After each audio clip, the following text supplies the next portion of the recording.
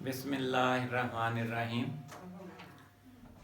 Today I am going to deliver almost second or last lecture regarding 10th physics chapter number 10.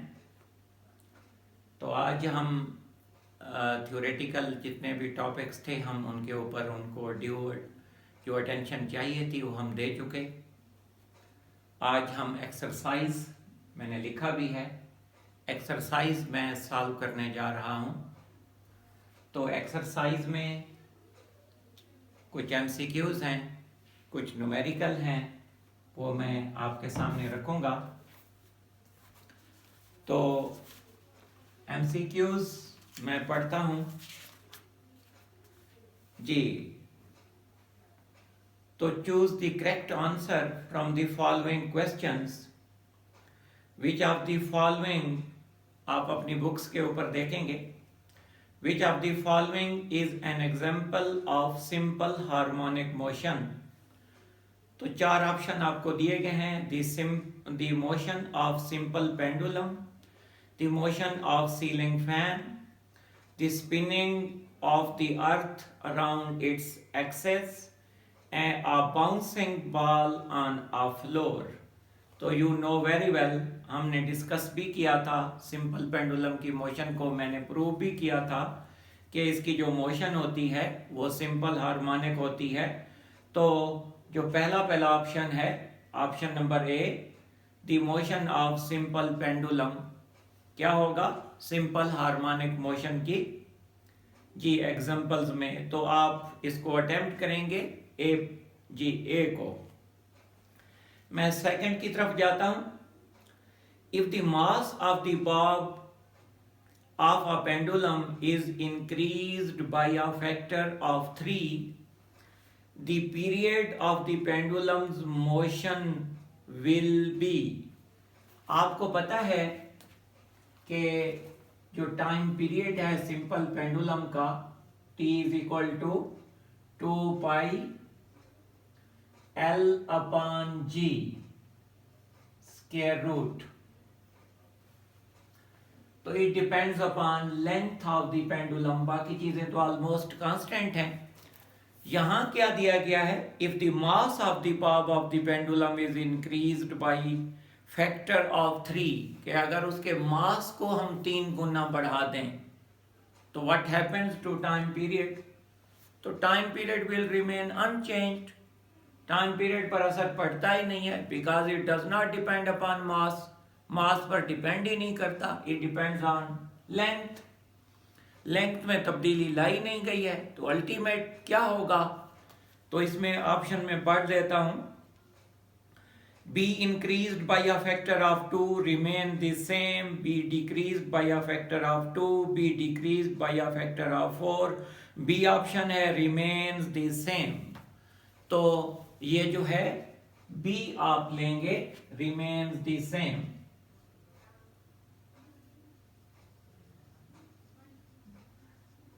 remains the same, आपका time period जो है वो same रहेगा, उस पर कोई फर्क नहीं पड़ेगा जी। अब मैं, ये सेकंड था, फर्स्ट मैंने पहले बता दिया था आपको। अब थर्ड की तरफ आता हूं। थर्ड में पढ़ता हूं। Which of the following devices can be use to produce both transverse and longitudinal waves. आप इनमें से कौन कौन से डिवाइसेस को यूज कर सकते हैं जी? किस मकसद के लिए जी? के लॉन्गिट्यूडनल वेव्स भी पैदा हों और उससे ट्रांसवर्स वेव्स भी पैदा की जा सकती हैं। तो सीधी सी बात है, इसमें एक ऑप्शन है स्ट्रिंग, रस्सी, उससे आपको पता है क्या पैदा होती हैं? ट्रांसवर्स वेव्स पैदा होती हैं। बी ऑप्शन है रिपल टैंक। रिपल टैंक में अगर आप मार्कर को वर्टिकली डिप करते हैं तो सर्कुलर वेव्स पैदा होती हैं, ठीक है। और अगर यूं करते हैं तो क्या पैदा होती हैं? प्लेन वेव्स पैदा होती हैं। लेकिन क्या हैं? ट्रांसवर्स वेव्स हैं, क्योंकि ये आपको पता है क्रेस्ट और ट्रफ के ऊपर मुश्तमिल है। जी हेलिकल स्प्रिंग आपको पता है, जो स्लिंग की है, जो हेलिकल स्प्रिंग है, उसको जब आप क्या करते हैं, अपवर्ड डाउनवर्ड करते हैं तो ट्रांसवर्स वेव्स, और अगर उसको जी टू एंड फ्रो मूव करते हैं तो उससे कंप्रेशनल वेव्स या लॉन्गिट्यूडनल वेव्स पैदा होती हैं। और ट्यूनिंग फोर्क के जो प्रॉन्ग्स होते हैं, ट्यूनिंग फोर्क के जो प्रॉन्ग्स, अगर मैं उसको किसी रबर पैड से हिट करने के बाद उसको क्या करूंगा तो उसके जो प्रॉन्ग्स हैं वो आगे पीछे मूव करते हैं जी, उससे उसका एक प्रॉन्ग जो होगा, तो जैसे मैं यहाँ पर बना भी देता हूं, ये ट्यूनिंग फोर्क के दो प्रॉन्ग्स हैं और ये उसका एक स्टेम है, इसको उसका कहते हैं स्टेम। तो जब आप इसको रबर पैड के साथ क्या करते हैं, हिट करते हैं, स्ट्राइक करते हैं, तो इसका जो ये प्रॉन्ग है ये आगे पीछे यानी कि यहाँ भी आएगा और यहाँ भी जाएगा। तो इस तरीके से ये टू एंड फ्रो मूव करता है आगे पीछे की तरफ, तो इससे कंप्रेशनल वेव्स पैदा होती हैं। तो यहाँ पर एक ऑप्शन हमारे पास बचा है और वो है हेलिकल स्प्रिंग का।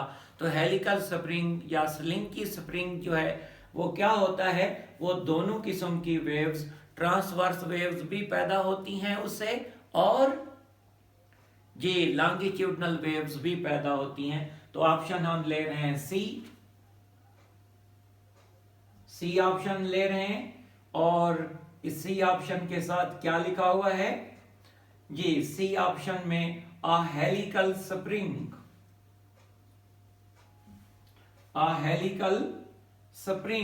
आ छोटा लिखते हैं, अ हेलिकल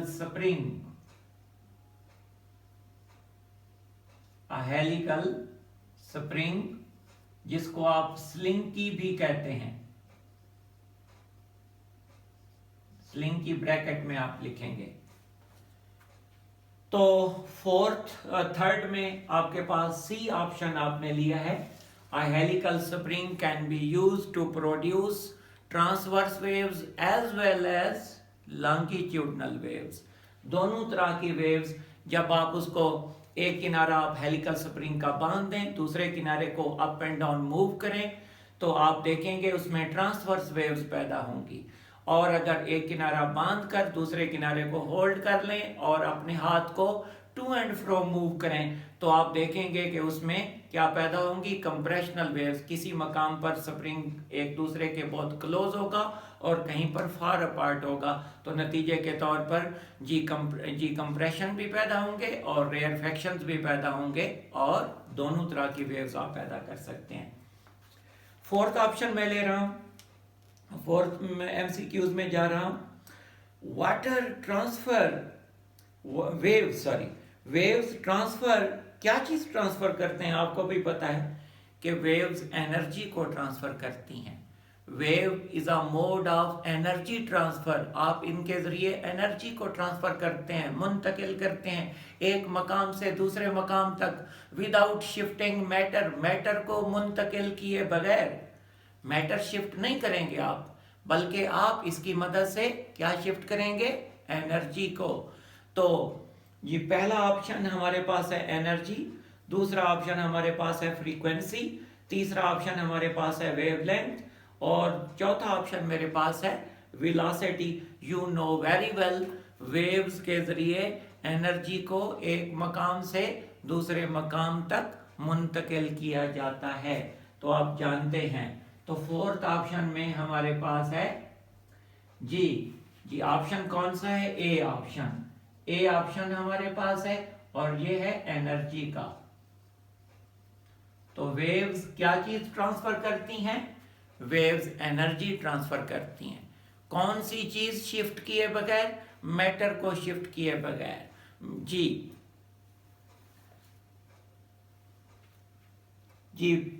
पांचवें ऑप्शन की तरफ जाता हूं मैं, एमसीक्यूज की तरफ।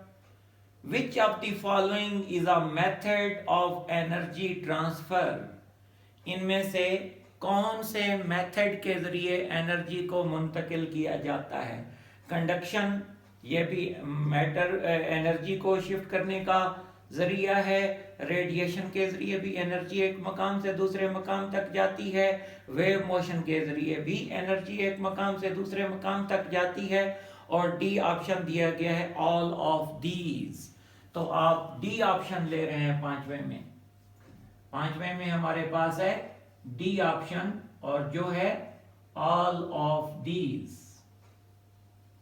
तीनों ऑप्शन में जो ऊपर मेंशन किए गए हैं, एनर्जी क्या होती है, मुंतकिल होती है। आपने अपनी अर्लियर क्लासेस में 7th 8th में पढ़ा होगा कि conduction is a mode of energy transfer, आपको पता है।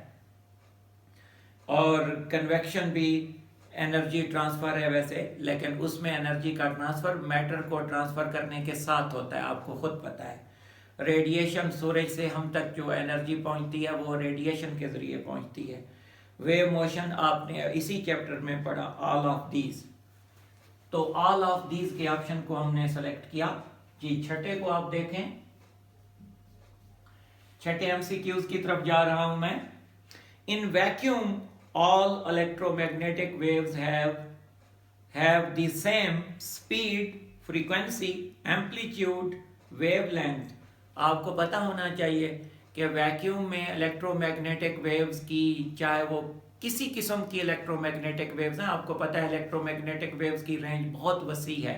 रेडियो वेव्स आपके पास हैं, हीट वेव्स आपके पास हैं, लाइट वेव आपके पास हैं, एक्सरेज इवन आपके पास हैं। ये सारी की सारी क्या होती हैं, क्या है, इलेक्ट्रोमैग्नेटिक वेव्स हैं। तो जितनी भी इलेक्ट्रोमैग्नेटिक वेव्स हैं, सबकी स्पीड वैक्यूम में एक जैसी होती है।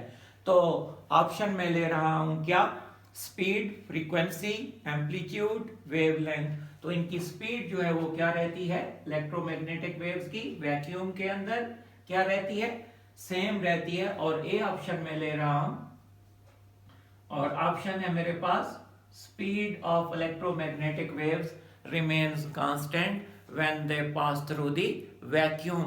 जब ये वैक्यूम से गुजरती हैं तो इनकी स्पीड सेम रहती है, कांस्टेंट रहती है। अच्छा जी, फिर उसके बाद हम जी सातवें ऑप्शन की तरफ मैं जा रहा हूं जी। A large ripple tank with a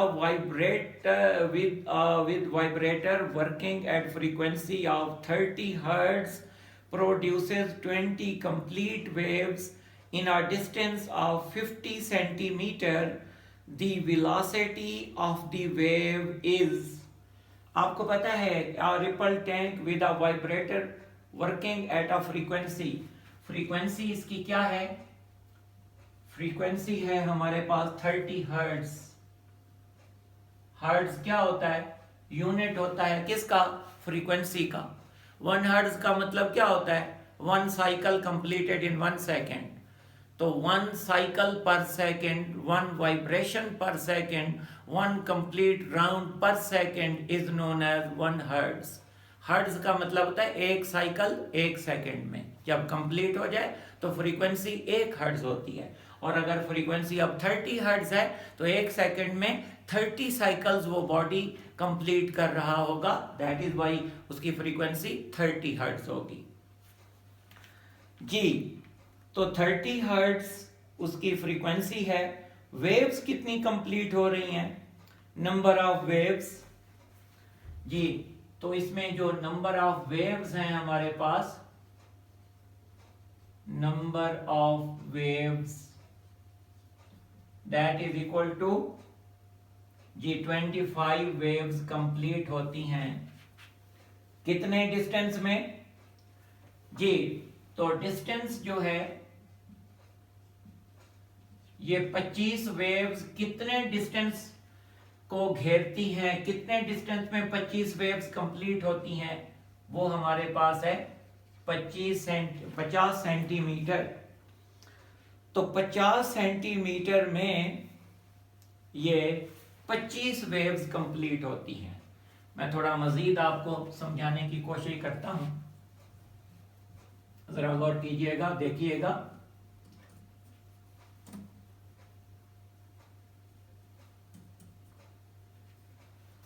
जी देखें, एक वेव कंप्लीट, आपको पता है कि इस तरीके से अगर ये 50 सेंटीमीटर है जी, 50 सेंटीमीटर में मिसाल के तौर पर 50 सेंटीमीटर जो है यहां से लेकर यहां तक, उसमें वेव्स जो कंप्लीट होती हैं, ये एक वेव, जैसे ये 2 वेव, ये 3, ये 4, तो यहां से लेकर यहां तक कितनी वेव्स कंप्लीट हो रही हैं? 50। कितनी वेव्स कंप्लीट हो रही हैं? 50। अब यकीनी बात है, मुझे तो चाहिए होगा, अगर आप किसी चीज की आपने निकालना क्या है? The velocity of the wave, आपको वेलोसिटी निकालनी है, वेलोसिटी या speed of the wave, velocity या v।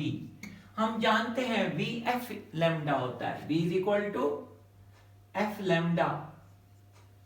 अब लैम्डा मेरे पास नहीं है, लैम्डा आ जाएगा तो मैं v निकाल कर दे दूंगा। लैम्डा का मतलब ये होता है कि अब अगर 50 सेंटीमीटर में 25 वेव्स कंप्लीट होती हैं, एक वेव कितने फासले में तय होगी? यकीनी बात है, कितने फासले में? अब एक वेव में बना देता हूं, यानी कि ये एक वेव है, तो एक वेव जितने डिस्टेंस में कवर हो जाएगी वो वेव लेंथ होगा।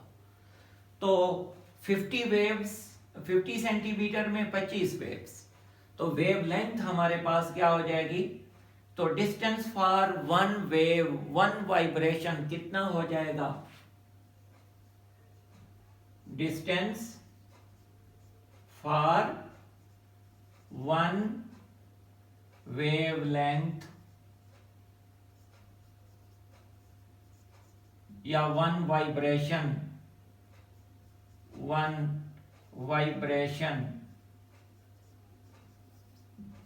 इज इक्वल टू 50 अपॉन जी, क्या? 25। तो 50 टोटल फासला है, उसमें तो 50 में तो 25 वेव्स समाई हुई हैं, तो एक कितने में समाई होगी? 25 से डिवाइड कर दें, तो दैट इज इक्वल टू क्या हो जाएगा? 2। तो 2 सेंटीमीटर क्या है? वेवलेंथ है, और वेवलेंथ का सिंबल लैम्डा होता है। क्या होता है? लैम्डा। तो अब आपके पास लैम्डा आ चुका है, अब आप पुट कर सकते हैं उसे अपनी ऊपर वाली इक्वेशन में। तो हमारे पास स्पीड निकालना अब मसला नहीं रहा, निकाल सकते हैं आप v is equal to F lambda. F आपको दिया हुआ है 30 hertz, that is equal to lambda दिया हुआ है 2 सेंटीमीटर, तो दैट इज इक्वल टू क्या हो जाएगा? 60। और वेलोसिटी का यूनिट क्या होता है? मीटर पर सेकंड, लेकिन इस वक्त आप सेंटीमीटर यूज कर रहे हैं, तो दैट इज 60 सेंटीमीटर पर सेकंड। तो ये हमारे पास हो जाएगा सेंटीमीटर पर सेकंड। तो हमारे पास जो वेव की स्पीड निकली है वो क्या है? 60 सेंटीमीटर पर सेकंड। तो यहां पर जो हमें ऑप्शन दिए गए हैं जी, 53 सेंटीमीटर पर सेकंड, 60 सेंटीमीटर पर सेकंड, 750 सेंटीमीटर पर सेकंड और 1500 सेंटीमीटर पर सेकंड। बी ऑप्शन में ले रहा हूं, तो ये मेरा बी ऑप्शन है, और बी ऑप्शन है 60 सेंटीमीटर पर सेकंड। तो आपने 60 सेंटीमीटर पर सेकंड को सिलेक्ट कर लिया जी। अगले एमसीक्यूज की तरफ जाते हैं जी। मल्टीपल चॉइस क्वेश्चन नेक्स्ट वाला जो हमारे पास है वो क्या है? विच of the following characteristic of wave is independent of others? देखें, जो ये इक्वेशन थी वी एफ लैम्डा, ये तीन तो रिलेटेड है आपस में। तो आमतौर पर तो ये होता है कि जी जब वेव लेंथ चेंज होती है तो उसके साथ उसकी स्पीड चेंज हो जाती है, लेकिन ओवरऑल फ्रीक्वेंसी कांस्टेंट रहती है, क्योंकि फ्रीक्वेंसी जो होती है वो किसी वाइब्रेटर की फ्रीक्वेंसी जितनी भी होती है, वेव की भी वही फ्रीक्वेंसी होती है। लेकिन ये आपस में इंटर रिलेटेड है, ये तीनों चीजें स्पीड, फ्रीक्वेंसी और वेव लेंथ एक दूसरे पर डिपेंड करते हैं। तो इस ऑप्शन में जी, speed, frequency, amplitude, wavelength. Amplitude एक ऐसी चीज है जो कि इसमें मौजूद नहीं है, अदरवाइज जी ये आपके पास स्पीड भी मौजूद है, फ्रीक्वेंसी भी मौजूद है, वेवलेंथ भी मौजूद है, एम्पलीट्यूड मौजूद नहीं है। तो मैं सी ऑप्शन ले रहा हूं और सी ऑप्शन है एम्पलीट्यूड।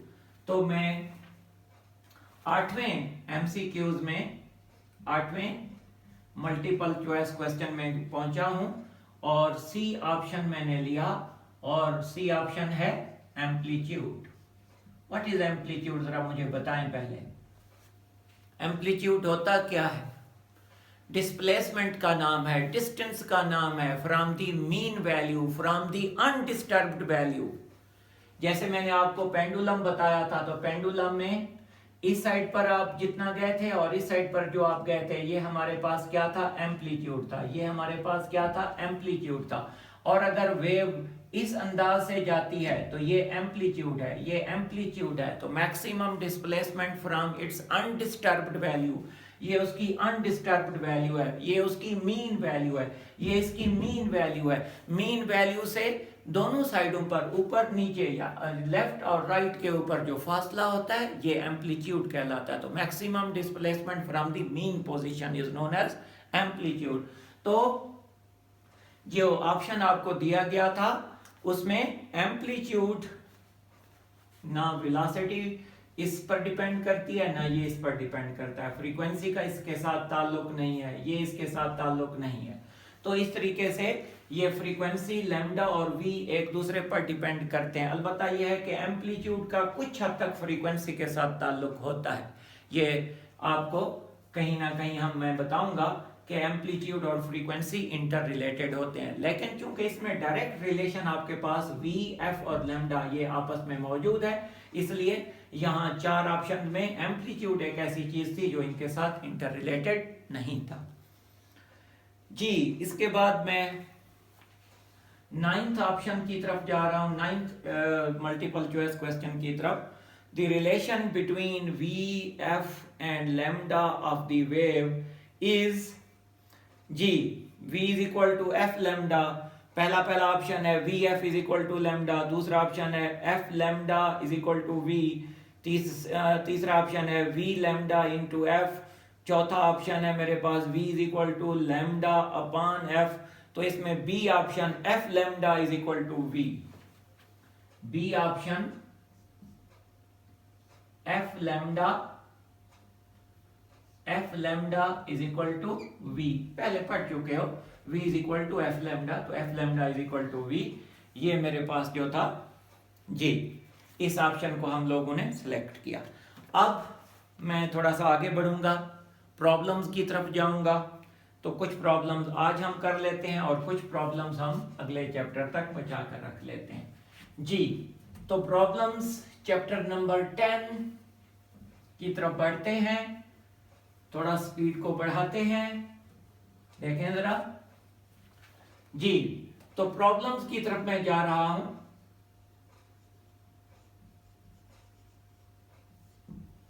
जी, चैप्टर नंबर 10 और पहला प्रॉब्लम मैं ले रहा हूं।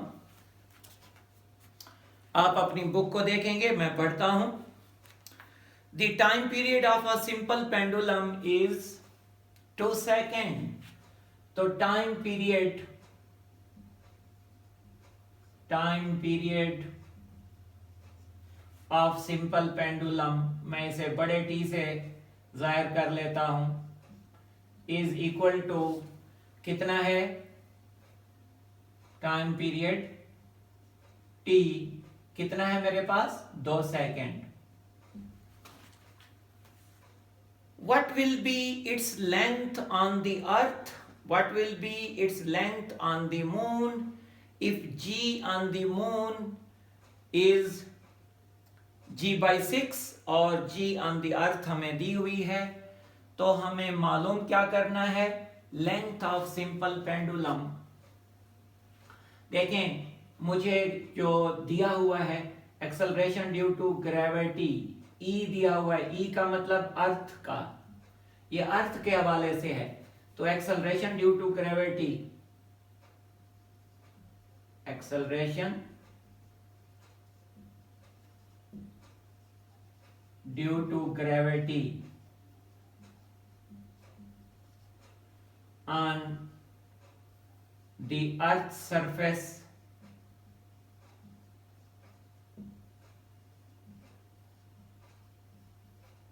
इसको आपने जी ई लिख लिया और ये है 10 मीटर पर सेकेंड स्क्वायर। इसी तरीके से जी मून का भी दिया हुआ है, उसे मैं जी एम लिख रहा हूं, जी एम, और वो जी ऑन दी अर्थ का 6th पार्ट है, 6 गुना कम होता है वो जी। एक्सेलरेशन ड्यू टू ग्रेविटी जो अर्थ पर है और जो मून पर है, तो मून का जो एक्सेलरेशन ड्यू टू ग्रेविटी है that is 6 times smaller, 6 time lesser as compare to acceleration due to gravity on the earth surface. तो जी अर्थ का भी दिया हुआ है, जी मून का भी दिया हुआ है। करना क्या है जी, यूनिट इसका भी वही मीटर पर सेकेंड स्क्वायर होगा, मीटर पर सेकेंड स्क्वायर। अब आपने length of the simple pendulum या pendulum on the earth surface मालूम करना है और length on the surface of moon. अगर उसी पेंडुलम को आप उठाकर मून पर ले जाते हैं तो फिर जी आपको वही दो चीजें मालूम करनी है। मालूम क्या करना है, what will be its length on the earth. तो length of pendulum on the earth surface, on the earth surface उसे आपने L E से जाहिर कर लेना है अर्थ के लिए। मून वाला बाद में नेक्स्ट पार्ट में मैं कर लेता हूं। आप जानते हैं सॉल्यूशन में आप आएंगे, we know that time period का जो फार्मूला है that is 2 pi L upon G under root, और अगर अर्थ है तो ई छोटा सा सबस्क्रिप्ट में आप डाल देंगे, तो ई छोटा सा सबस्क्रिप्ट में ये डला हुआ है। चूंकि जो चीज मैंने फाइंड आउट करनी है वो रूट में बंद है, तो मैं पहले से ही इसका दोनों साइडों पर स्केयर ले लेता हूं। ये स्केयरिंग ऑन बोथ साइड्स,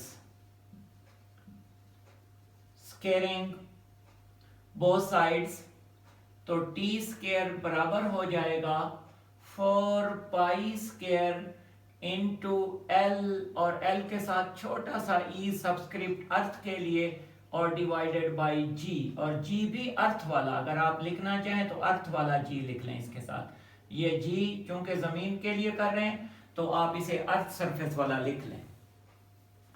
जी देखें,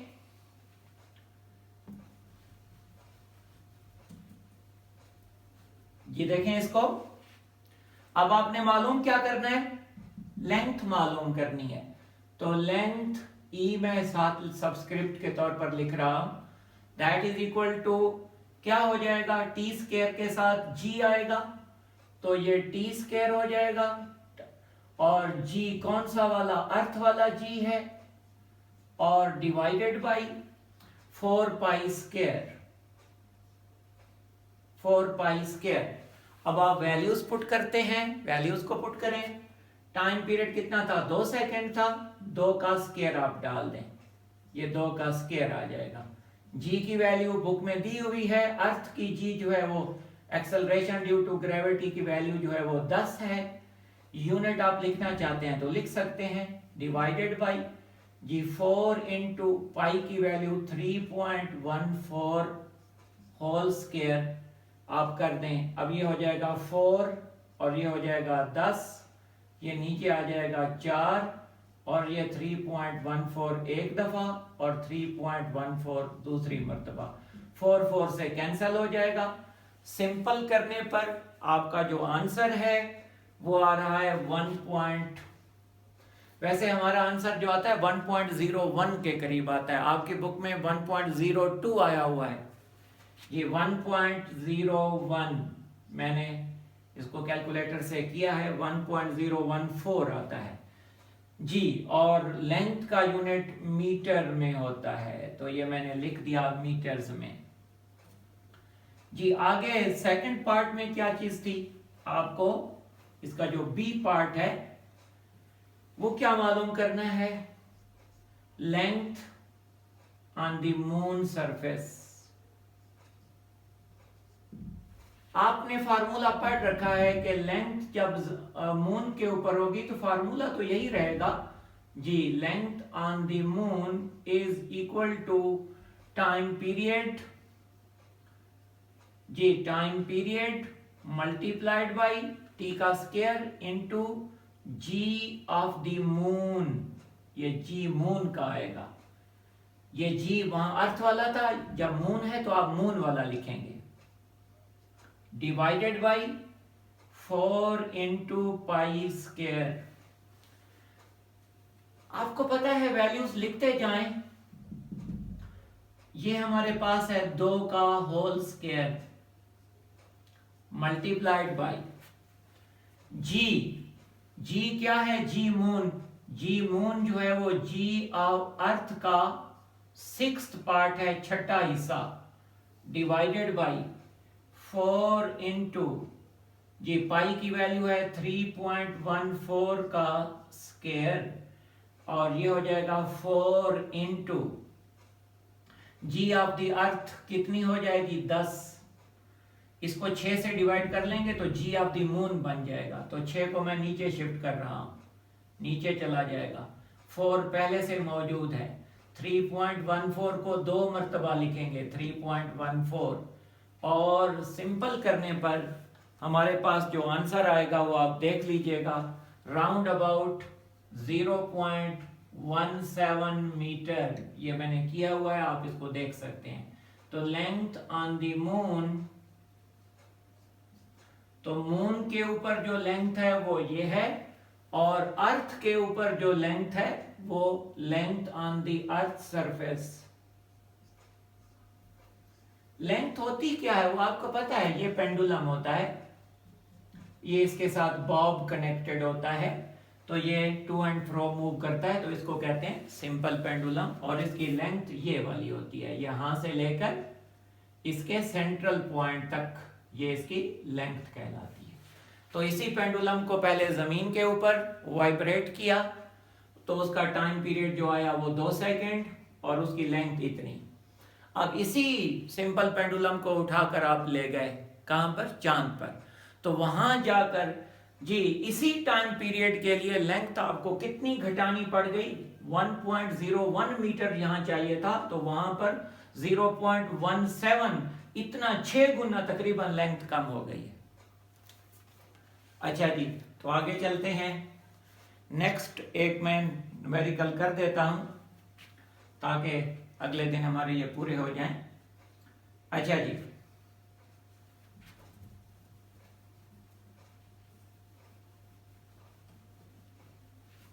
नेक्स्ट मेरे पास है अ पेंडुलम ऑफ लेंथ इतने 0.99 metre is taken to the moon by an astronaut. एक खला नवर्द उसको लेकर गया है चांद के ऊपर, उसकी लेंथ 0.99 मीटर है।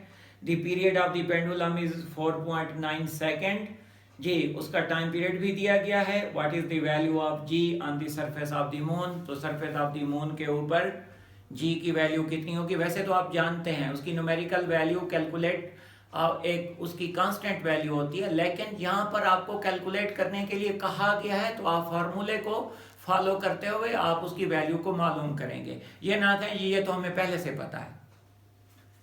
ओके, वो जमीन जो एक्सेलरेशन ड्यू टू ग्रेविटी है अर्थ का, तो उसको 6 गुना डिक्रीज कर लें तो वो acceleration due to gravity on moon होती है। लेकिन ये है कि यहाँ आपको बाकायदा कैलकुलेट करने के लिए कहा गया है जी। अ पेंडुलम ऑफ लेंथ, तो लेंथ ऑफ द पेंडुलम ये दूसरा है। मैं अब यहाँ पर इसको शॉर्ट वे में लिखूंगा। लेंथ ऑफ द पेंडुलम को हम छोटे एल से, और ये मेरे पास है 0.99 मीटर, और इसको चांद पर ले जाया गया है एक एस्ट्रोनॉट, एक खलानवर्द की मदद से। The period of the pendulum, period का मतलब होता है टाइम पीरियड, और इसको बड़े टी से जाहिर करते हैं, और ये मेरे पास है 4.9 सेकेंड।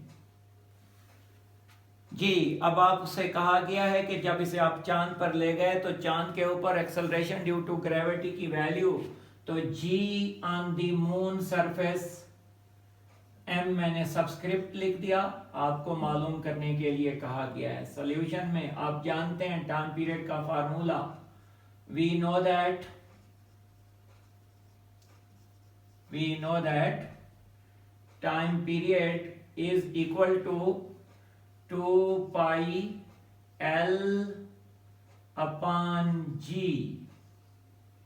ये जी मून वाला है, अभी सीधी सी बात है, और लेंथ भी मून वाला है। अब चूंकि मुझे जो चीज फाइंड आउट करनी है वो स्क्वायर रूट में है, मैं स्क्वायर कर लेता हूं दोनों साइडों पर। तो squaring both sides T square is equal to 4 pi square into L upon G moon वाला। अब आप g को यहां ले आए, t को यहां शिफ्ट कर दें, तो g मून के ऊपर कितनी होगी, that is equal to 4 pi square into L upon T square. Values को पुट करें, कि पुटिंग द वैल्यूज क्या होगा, 4 इंटू पाई की वैल्यू क्या है जी 3.14, इसका स्क्वायर भी डाल दें, लेंथ कितनी है 0.99, डिवाइडेड बाई टी की वैल्यू कितनी है, टी की वैल्यू है 4.9, और 4.9 का स्क्वायर है। तो g on the moon surface कितना हो जाएगा जी, 4 multiplied by 3.14 into 3.14 into 0.99 divided by 4.9 into 4.9। आप इसे कैलकुलेटर की मदद से सिंपल करेंगे, मैंने किया है जी। तो ये राउंड अबाउट जो आपका आंसर दिया गया है, तकरीबन इतना ही आपके पास आ रहा है। जी on the moon surface will be equal to जी 1.63 दिया गया है, हमारा जो आता है तकरीबन 1.62 समथिंग आ रहा था, बहरहाल 63 मैंने लिख दिया, मीटर पर सेकेंड स्क्वायर। ये है चांद की सतह पर जो एक्सेलरेशन ड्यू टू ग्रेविटी है, वो इतना होगा जी। तो उसके बाद हमारे पास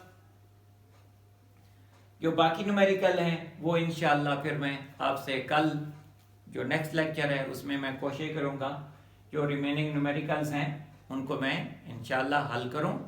तो तब तक फिर खुदा हाफिज़।